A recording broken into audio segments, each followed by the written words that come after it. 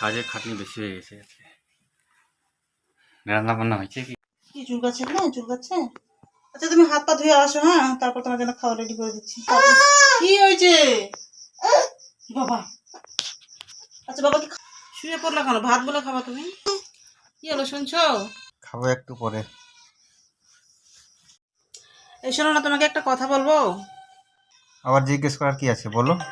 বলছিলাম যে বিয়ের আগে তুমি আমাকে কত কিছু গিফট করতে, আমি না বললেও তুমি কত কিছু কিনে দিতে, এখন তো তুমি কিছুই কিনে দাও না। এই কথাটা বলার ছিল তোমার? না মানে বলছিলাম যে তুমি রাগ করবে নাকি আবার, সেই জন্য বলবো। কি তখন থেকে বলো বলো বলেছ, এখন পর্যন্ত বলতে পারছো না, বলো কি বলছো। কি আমার সাথে একটু ভালো করে কথা বলা জানে না তোমার? বিয়ের আগে তো কত ভালো ভালো কথা বলতে তুমি। আমি বিয়ের আগে মূর্খ ছিলাম, আমি তার জন্য বলিনি। তার মানে তুমি বলতে চাইছো তুমি এখন শিক্ষিত হয়ে গেছো নাকি? বিয়ের আগে তুমি মূর্খ ছিলে, এখন শিক্ষিত হয়ে গেছো। তার মানে তুমি বলতে চাইছো যে আমাকে বিয়ে করে তুমি ভুল করেছো না? আমি কি সেটা বলেছি? আমি বিয়ের আগে মূর্খ ছিলাম সেটা বলছি। আমি বললাম বিয়ের আগে আমি মূর্খ ছিলাম, সেটা বললাম। বিয়ে করে শিক্ষিত হয়ে গেছি, তার মানে এই কথাটা আমার বলা ভুল হয়ে গেছে। আমার বলা উচিত ছিল বিয়ের আগে শিক্ষিত ছিলাম, এখন বিয়ে করে মূর্খ হয়ে গেছি, তাই তো?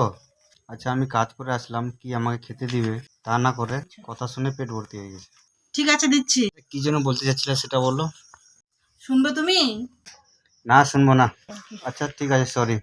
কি বলছো বলো। বলছিলাম যে তুমি তো আমাকে বিয়ের পরে একটা শাড়িও কিনে দিলে না।